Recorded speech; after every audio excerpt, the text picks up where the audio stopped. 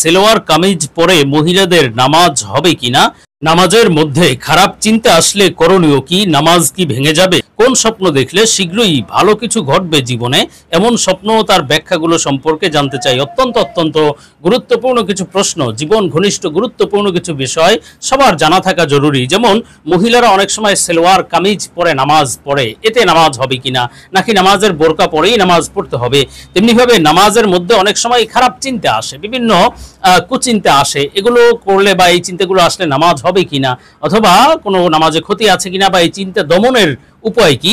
তেমনিভাবে অনেক স্বপ্নই এমন আছে যেগুলো ভালো কিছু ঘটার আলামত। আল্লাহ তাআলা স্বপ্নের মাধ্যমে সুসংবাদ, যেই স্বপ্নগুলো দেখলে বুঝতে হবে যে সুসংবাদ আসবে, ভালো কিছু ঘটবে, সেই স্বপ্নগুলো কি কি বিস্তারিত আলোচনা এই ভিডিওতে করবে ইনশাআল্লাহ। সুতরাং মনোযোগ সহ ভিডিওটি শেষ পর্যন্ত দেখুন, অন্যথায় কোনো বিষয়ে ভুল বোঝার সম্ভাবনা থাকে।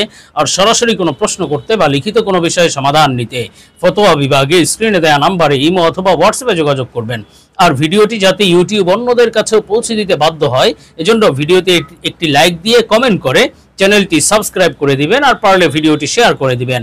আমরা সরাসরি প্রশ্নের জবাবে চলে যাই। প্রশ্ন ছিল, শেখ, কোন স্বপ্ন দেখলে শীঘ্রই জীবনে ভালো কিছু ঘটবে, এমন স্বপ্ন তার ব্যাখ্যাগুলো জানতে চাই। দেখুন, ভালো কিছু ঘটার স্বপ্ন আসলে আল্লাহ তাআলা স্বপ্নের মাধ্যমে বান্দাকে দুই ধরনের বার্তা দিয়ে থাকেন। একটি হলো কোনো সুসংবাদের বার্তা, আরেকটি হলো কোনো সতর্ক বার্তা। আর আল্লাহ তাআলার দেখানো স্বপ্নগুলো কিন্তু অবশ্যই সত্য স্বপ্ন এবং অবশ্যই তার সত্য ও সহি ব্যাখ্যা রয়েছে। তো আল্লাহ তাআলা এমন কিছু স্বপ্ন বান্দাকে দেখান যেগুলো দেখলে বুঝতে হবে শীঘ্রই জীবনে ভালো কিছু ঘটতে যাচ্ছে। এ সম্পর্কে আমরা মৌখিক বা মন গড়া কোনো কথা নয়, বরং নির্ভরযোগ্য স্বপ্নের ব্যাখ্যার কিতাব আল্লামা ইমাম মুহাম্মদ ইবনে সিরিন রহমাতুল্লাহ আলাইহির তাবিরুর রুইয়া কিতাব থেকে আলোচনা করছি। তো হযরত মুহাম্মদ ইবনে সিরিন রহমাতুল্লাহ আলাইহি বলেন, স্বপ্নে যদি কোনো ব্যক্তি শত্রুর উপর বিজয় লাভ করতে দেখে, অর্থাৎ স্বপ্নে দেখলো কোনো মামলা মোকদ্দমায় সে জিতে গিয়েছে, অথবা মারামারি করে কোনো শত্রুর উপর বিজয় লাভ করেছে, এমন স্বপ্ন দেখলে বুঝতে হবে শীঘ্রই আপনার জীবনে ভালো কিছু ঘটবে, তথা আপনার উপর বাস্তবেও শত্রু পরাজয় বরণ করবে, আপনি শত্রুর উপর বিজয় লাভ করতে পারবেন ইনশাআল্লাহ। তেমনিভাবে স্বপ্নে যদি কেউ বেলকুনি দেখে বা বারান্দা স্বপ্নে দেখে, এই বারান্দা যদি খুব সুন্দর দেখে, উঁচা এবং নতুন, খুব পরিষ্কার পরিচ্ছন্ন বেলকুনি স্বপ্ন দেখলে এটি পিতামাতার দীর্ঘায়ু লাভের আলামত, এবং পিতামাতা আপনার উপর সন্তুষ্ট, আল্লাহ তাআলা আপনাকে বরকত দান করবেন ইনশাআল্লাহ পিতামাতার মাধ্যমে।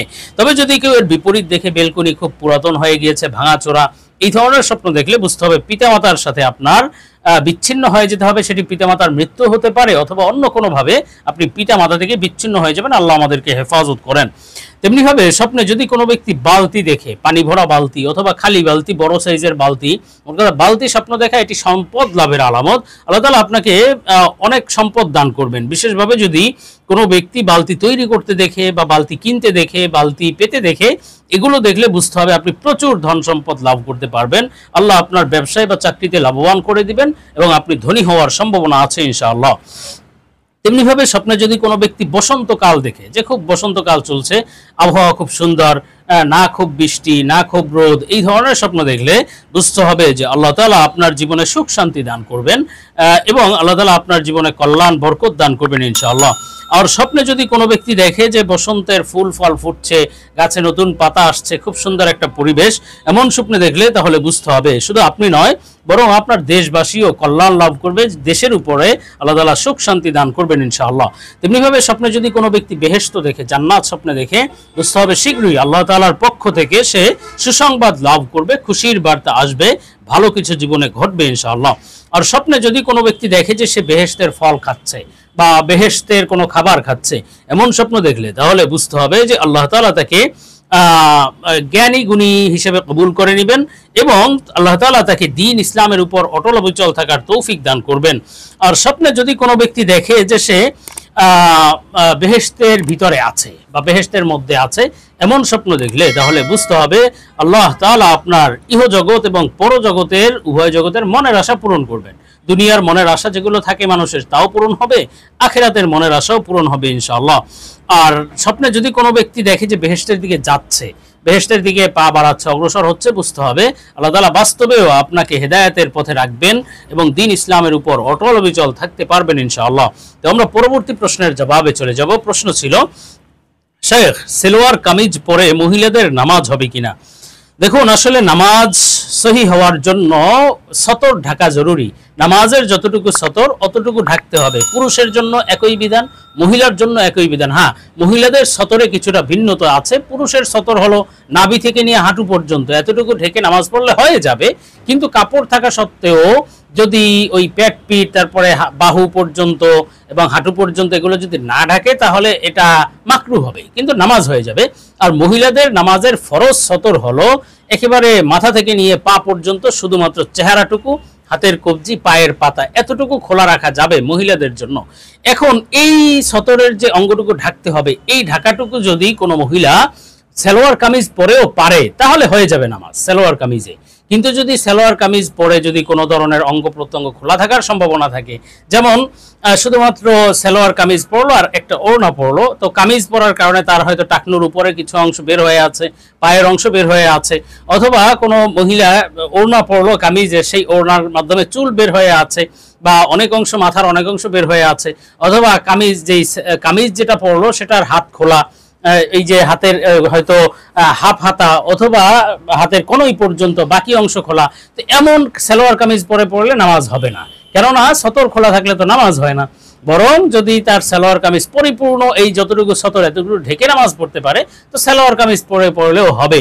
তবে উত্তম হলো নামাজের জন্য নির্ধারিত যেই পোশাক পাওয়া যায়, সেটা পরিপূর্ণ বোরকা এবং নামাজের হিজাব পাওয়া যায়, সেগুলো পরে নামাজ পড়াই উত্তম, কোনো সতর খোলার সম্ভাবনা থাকে না।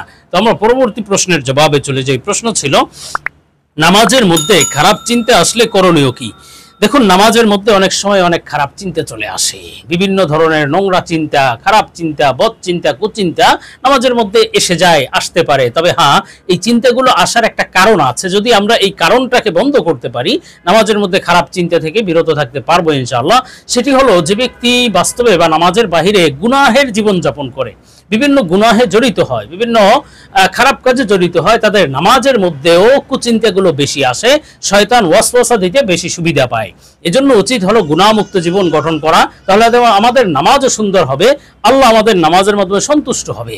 কিন্তু যদি আমরা গুনাহ করি এবং নামাজের দাঁড়াই, তাহলে ওই কুচিন্তাগুলো আসতে থাকবে। হ্যাঁ, আপনি নামাজে দাঁড়িয়েছেন, এখন কুচিন্তাগুলো আসলে তখন করণীয় কি? আসলে তখন করণীয় হলো চিন্তার সাথে সাথে ঘুরিয়ে ফেলানো, অর্থাৎ ভালো চিন্তা শুরু করা, জান্নাত জাহান্নামের চিন্তা করা, আল্লাহ তাআলাকে নিয়ে চিন্তা করা, নামাজকে নিয়ে চিন্তা করা। আরেকটি পদ্ধতি হলো যে নামাজের মধ্যে যদি কুচিন্তাগুলো আসে, তাহলে বা নামাজের মধ্যে সাধারণ অবস্থায় আপনার কাজ হলো এই কাজটি করলে কুচিন্তা আসার সুযোগই পাবে না। সেটা হলো, আপনি নামাজের মধ্যে যেই তাসবিহ তাহলিল পড়ছেন, সূরা কেরাত পড়ছেন, সেগুলোর অর্থের দিকে তাকানো।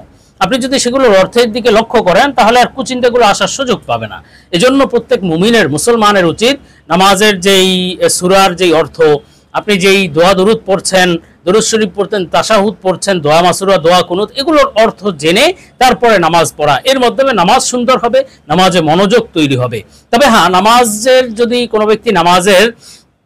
ব্যক্তির যদি নামাজে ব্যাঘাত সৃষ্টি হয় বা কুচিন্তা আসে, তা নামাজ ভঙ্গ হবে না। কিন্তু ইচ্ছাকৃত যদি কেউ করে, তা অবশ্যই গুনাহ হবে। কুচিন্তাগুলো ইচ্ছাকৃত করলে গুনাহ হবে, কিন্তু নামাজ ভঙ্গ হবে না।